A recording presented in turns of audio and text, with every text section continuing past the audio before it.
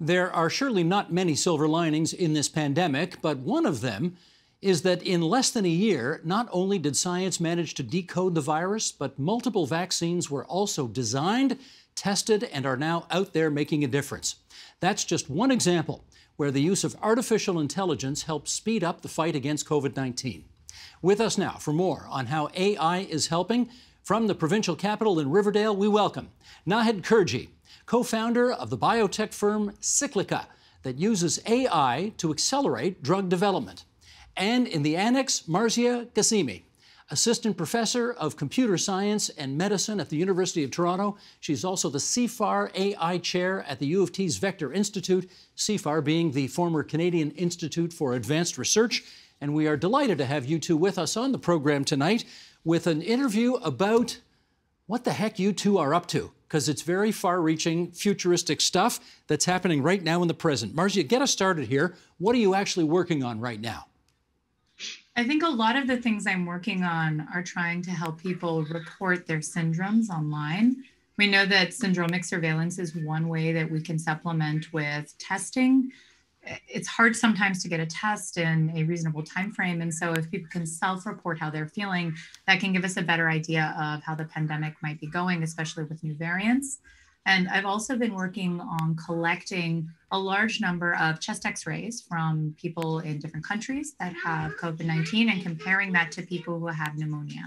And that way we might be able to do better early onset prediction, especially with the new variants, trying to see if there's a big difference. Do you have a little visitor who wants a cameo at the same time here? I do. You know, we're all virtual schooling, right? And so I have the youngest who's here. You can feel free to introduce at any time if you want. We understand. I probably will at some point. I think that the largest things that I have been trying to focus on are sub areas where machine learning can actually help. So for example, in early recognition of something like COVID in a chest x-ray, if we're in a resource constrained setting, or in self-reporting of syndromes where we know that we can't get complete testing coverage. Understood. Okay, we're going to follow up on those two things as we go along here. Nahed, let's start with you. First of all, Cyclica, what is that and what is its mission? Yeah, thank you for having me here today. So Cyclica is a Toronto-based AI for drug discovery company. We are a biotech company that deploys novel methods in computational techniques like AI to speed up the way in which medicines are discovered. And it's a very exciting space. And the work that we've been doing in COVID vis-a-vis the application of AI has been pretty intense over the past 12 to 14 months. Okay, just follow up on that if you would. How do you actually use artificial intelligence to help us make progress against COVID-19? Yeah, so let me quickly talk about a patient journey. We're all patients. Everybody listening to this is a patient. And when we go to the doctor and the doctor diagnoses us with a certain type of disease, whether it be COVID or something else, they're generally trying to understand the drivers of that disease. And then researchers for that specific disease are focused on designing medicines to combat it. And generally, the middle point of designing a medicine for a disease, they're focusing on designing a medicine for a protein. A protein is the biological driver of that disease.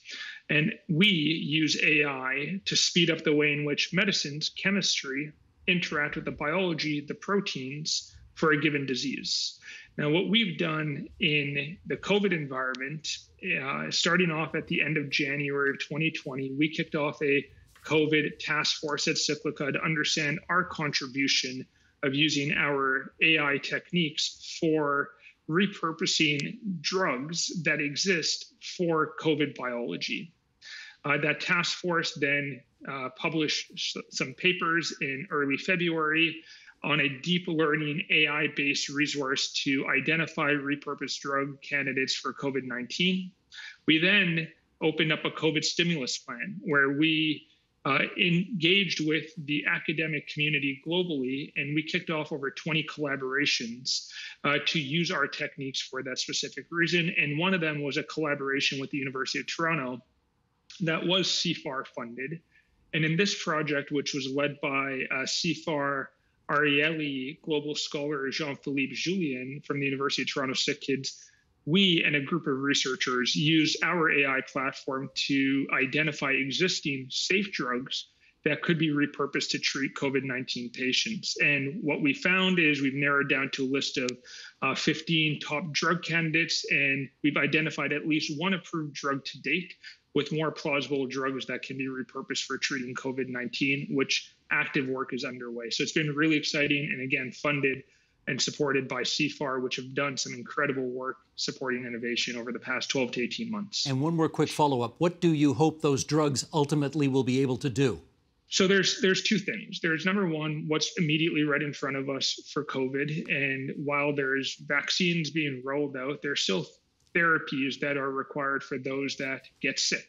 So number one is, what is the impact that we can have immediately to attenuate the illnesses that are being experienced? And number two is, what can we learn from this environment to lessen the severity of a future infectious disease that is not as anticipated like COVID was? And so how can we come together, and what are the methodologies that we can bring together in collaboration with other institutions to make the innovation pipeline much faster? Gotcha. Okay, Marzia, I think we're at a point now where we have such expectations of what artificial intelligence is capable of that we don't necessarily understand that there are also some obvious limitations about what it can and can't do. Can you help fill in those blanks for us about whether we need to temper our expectations in this regard? So I do think that we need to temper our expectations. And what I mean is, when you design these high capacity models, these deep neural networks, whether they're convolutional, working on images, recurrent, working on text, or working on tabular data, they are often very fragile.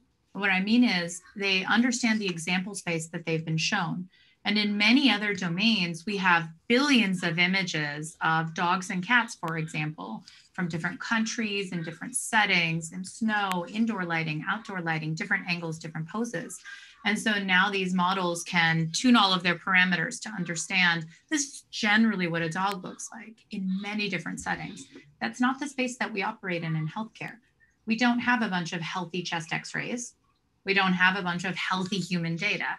And so when we're showing a machine learning model, not just sick people, but often the most data from the very sickest people, they're going to become slightly more fragile than I think we've learned to expect a lot of these systems in other settings can be. And so we need to be very cautious about auditing the models, and when we design them, making sure that there's robustness baked in. So this is a limitation that you have observed in terms of AI's capabilities. Does it give you pause as to how successful you think your endeavors can be by the end of the day? I think that as a researcher, I have so much optimism about where AI and machine learning can take medicine, but that's on the research side. I don't think that many of the technologies we develop are ready for deployment yet, because deployment has other considerations. Humans are using these systems on other humans. And so I think you have to be significantly more careful when you swap from a research analysis to a real deployment in a human setting. Now, Ed, I wonder if I could follow up in this regard. I know lots of people watching this right now are wondering why so many of the world's truly, we thought, wonderful institutions were unable to see this COVID-19 train coming down the tracks more than a year ago. And it kind of caught us off guard. Do you anticipate that the kind of work that you're involved in right now might be able to help us predict seeing that train coming down the tracks ahead of time so we don't get caught so flat-footed next time? Yeah, so there's two comments I'd like to make. Number one is, I fully agree with everything that was just stated before, and it's a very important limitation of AI that it's not the silver bullet. There's no one-size-fits-all solution. In terms of your specific question, we at Cyclica are not in the business of predicting the next outcome, but there's so much work that is being done by government institutions, by nonprofit organizations, as well as by life science technology-driven companies to start predicting next infectious disease outcomes. I'd say more than just the prediction, it's how do we get ahead of it and minimize the effect that it will inevitably have. There's going to be another infectious disease. There's some wonderful work being done by Google's DeepMind in using their AI techniques to understand the biological drivers of disease, such that when new infectious disease, where there's not an ample amount of data on that disease, like COVID early in 2020, that we can get ahead of it and start sparking a new wave of innovation to stymie its impact so it doesn't shut down the global economy. So in terms of what Cyclica is doing and predicting it, that's not our business, but there's so much happening in the world on that. Our business is all around when it does exist, what can we do to create medicines faster or get those to patients in a much more expeditious time frame. Gotcha. Marzi, maybe I get you on that too. How much of your mission do you see as being able to be more predictive in how you handle future pandemics? A lot of what my research group is doing right now is trying to understand when we can categorize data as being out of distribution, which is a technical term meaning it doesn't look like the data we've been seeing before. I think the eventual result of that kind of research could be identifying when we're seeing patients that seem like they're not from the distributions we're expecting. This isn't a normal flu season, for example. But in order to do that, we would need a well-aligned sort of set of international data, right? Because as this pandemic spread, we wouldn't have seen anything out of distribution in North America, for example, until much later on. And so that would require collaboration so that we can have alerts that tell us that this is coming down the line from another country. Nahin, you look like you wanted to make an additional comment on that. No, that's all very well stated. You know, when I think about the limitations of AI, it comes down to the reliance on data. So AI is glamorized, it's glorified, people are very excited about it. But the reality is when the data is not of high quality, when there's not a lot of it, and when it's not relevant to the specific research problem, the limitations of AI become quite clear. You know, computers are very fast, and this is relevant for parsing through millions or billions of data points, but they're also lacking creativity. They're lacking intuition. And so that comes back to my previous point that AI is not the silver bullet. It simply can't be. And it is best when it is, you know, it augments, especially in the space that I think about frequently, which is healthcare, when it augments a healthcare practitioner, whether it be a doctor on the front line, whether it be a researcher thinking about new medicine discovery or a researcher trying to understand the biology. AI is best when it augments those people. It's not going to replace, and certainly not in context when there's a lack of data across the three pillars that I just mentioned. Well, to that end, I actually have something from what they used to call the British Medical Journal, now just BMJ, on what, I mean, they're sort of facetiously asking the question here, what does AI stand for? Artificial intelligence or augmenting inequality? Okay, I want to read this excerpt here and then we'll come back and chat. Sheldon, if you would, let's put this quote up here. Among the most damaging characteristics of the COVID-19 pandemic has been its disproportionate effect on disadvantaged communities. As the outbreak has spread globally, factors such as systemic racism, marginalization, and structural inequality have created path dependencies that have led to poor health outcomes. Artificial intelligence technologies, quantitative models that make statistical inferences from large data sets, are an important part of the health informatics toolkit used to fight contagious disease. AI is well known, however, to be susceptible to algorithmic biases that can entrench and augment existing inequality. Uncritically deploying AI in the fight against COVID-19 thus risks amplifying the pandemic's adverse effects on vulnerable groups, exacerbating health inequity. Okay, that's a pretty strong charge, but Marcia, let's get some discussion going on that. What do you think? I think it's an accurate charge. I don't think that there's any exaggeration there. So the issue is that when we do science, there's many stages in the pipeline where bias can creep in. So starting from what kind of science do we fund? What kind of diseases are we actually studying? There are several diseases that are just understudied because there's no funding to study those diseases because they affect minorities or minoritized groups. The second is once you've funded a study, maybe we're studying COVID, when you recruit people, often you recruit from those who are convenient. But if you're an academic researcher, what's convenient? maybe your student population. That's not really a representative group. It's not often diverse. And then even if you have a diverse sort of representative group, we know that bias can creep in the way that we define outcomes, in the way that we code algorithms to learn about the mean of a distribution rather than the tails or the median.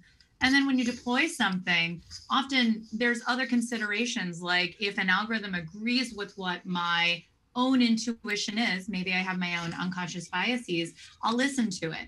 But if it contradicts something I think, then I'm not going to listen to it. And so it's only going to further entrench my negative biases when it agrees with me. And then I won't listen to it when it tries to contradict the negative biases I have.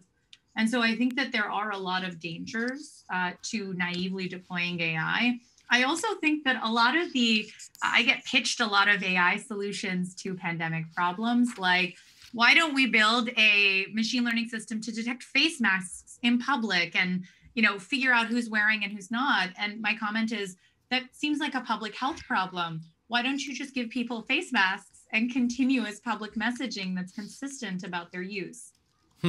All right, Nahid, if all of what Marzia says are, and obviously I think they are, realistic dangers as we go forward, as BMJ has pointed out as well, what does everybody plan to do about this? Yeah, so in addition to my capacity as co-founder and president CEO of Cyclica, I'm also one of the co-founders, board members, and executive officers of the Alliance for Artificial Intelligence in Healthcare. And increasingly over the past 12 to 18 months, what we've been talking a lot about is not just about quality, quantum, and relevance of data, but also fairness of data.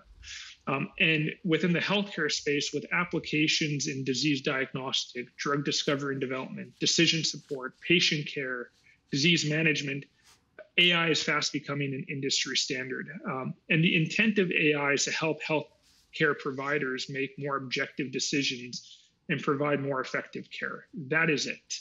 And while there are many real and potentially benefits of using AI in general, an important risk is flawed or controversial decision making. And that's caused by human bias embedded in AI outputs.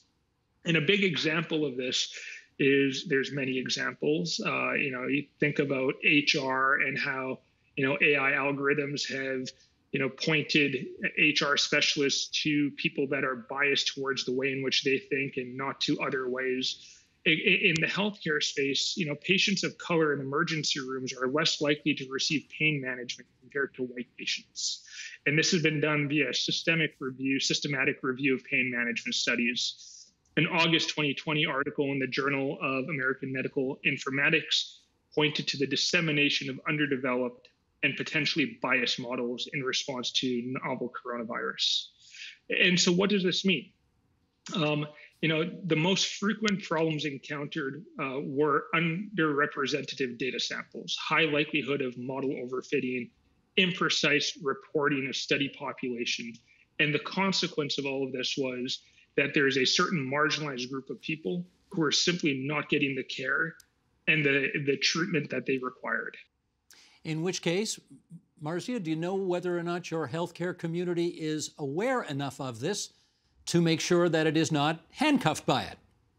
I don't think that we are aware enough yet. I think we are raising the bar. So I do think that now there's a much more general awareness of the potential biases when you deploy a model. I am really concerned about the potential knock-on effects of biases that we don't catch, right? Getting more diverse data is not a simple 1 month fix, right? This is something that's going to require a lot of time and a lot of effort. I also think that it's not always true that our intent when we deploy something in a healthcare setting is to improve patient care. A lot of times it's to optimize billing, or maybe to give doctors more time, or maybe to automate a specific hospital logistics process. And so the problem is we're dealing with a human process, and it's not always clear what is meant to be optimized when a human is performing something. And so if we say, well, look at what the humans are doing, just do that. That seems to be working for them. Do it faster, do it more efficiently, do it without a person that I can sort of argue with. Now I have an algorithm that has the sheen of objectivity. but it's just embedding, exactly as Nahid has said, the human biases that were already in the data that we trained it with.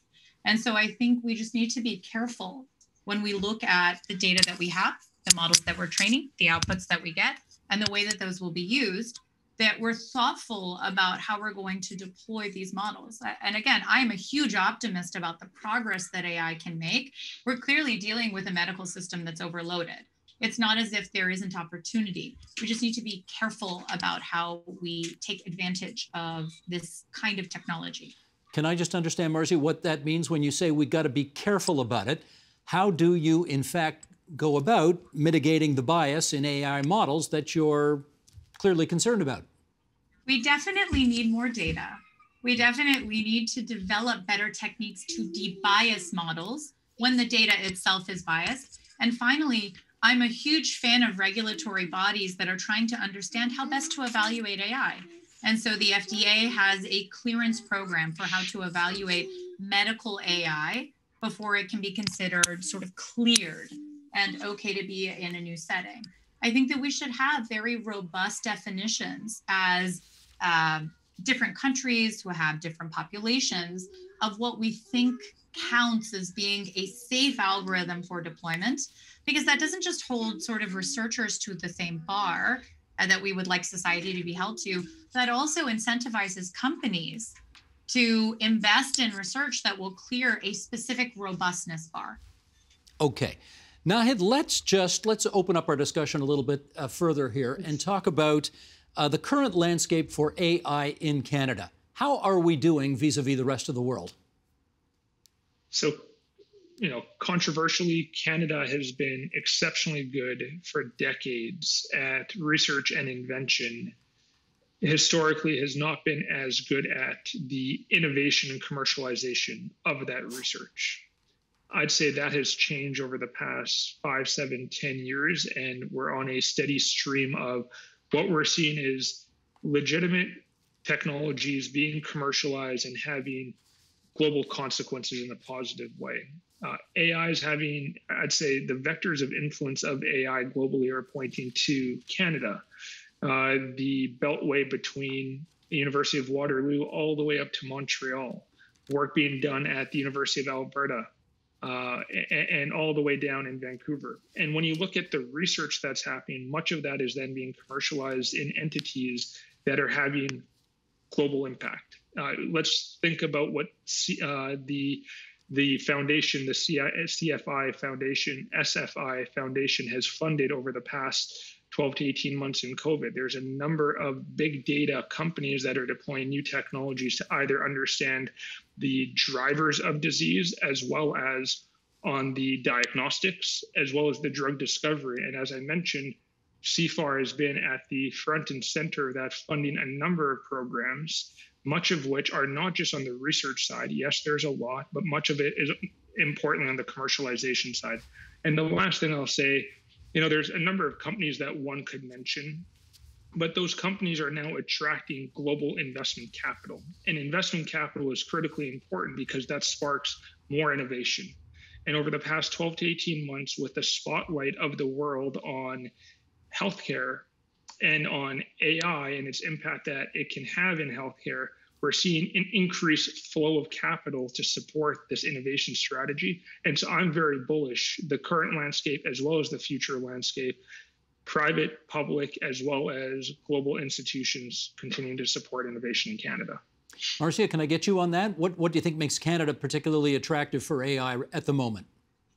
I think that we have, there's a joke in the machine learning community that there's a Canadian mafia in machine learning. And it's sort of based in reality that we have some of the most impressive researchers in deep learning specifically in the world in Canada. There's no other place that has sort of this large set of foundational deep learning researchers, and that's attracted a lot of young talent in the research space. So I think in terms of AI, we are very well placed to do innovation.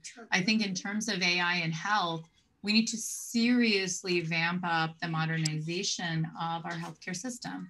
we're in a national health system that doesn't share data between provinces. We don't currently record race in our electronic healthcare record system. We can't easily check whether more Black Canadians are dying than white Canadians. And so we need to vamp up the health side of what we have because the AI resources are there and excited to engage. Is there, in your judgment, an inevitable clash between the academic side of this and the entrepreneurial side of this? Not necessarily. I think a lot of times, specifically with machine learning, these companies come out of somebody's PhD. And so you have a lot of startups that are trying to take technology that was pushed to sort of the furthest it could be in a research setting, and then bring in the practical considerations that are necessary in a deployment. And so they're going to do that in a more stable corporate environment. And so I think that there's a natural synergy that happens. And we're seeing a lot of that in Toronto now and across Canada. Nahid, I'll give you the last minute on that. Navigating between the academic and entrepreneurial side. How's it going? Yeah, increasingly seeing more collaboration, a propensity to translate research and bring it commercially so that it can have that impact. I'd say when we started Cyclica about 7 or 8 years ago, my experience was that wasn't necessarily the attitude.